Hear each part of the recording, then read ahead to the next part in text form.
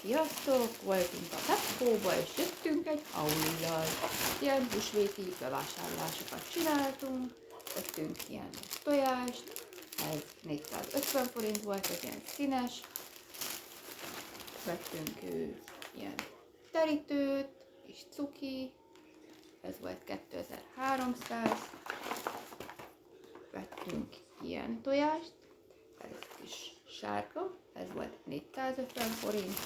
Vettünk még több tojást, ez sárga, nyilván megint, ez 450 forint. Vettünk egy kosarat, amiben majd ültetjük a nyuszikat, meg a tojásokat, ez volt 2300 forint. Vettünk nyilván szalvétát, nem maradhat el, ez volt 450 forint. Vettünk a zöld tojást is, ez is 450 forint volt.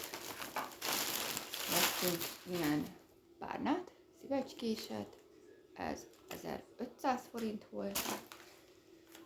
És ezen kívül vettünk 2 nyuszikát, ami 1600 forint volt, és még vettünk füvet, ami pedig 400 forint volt.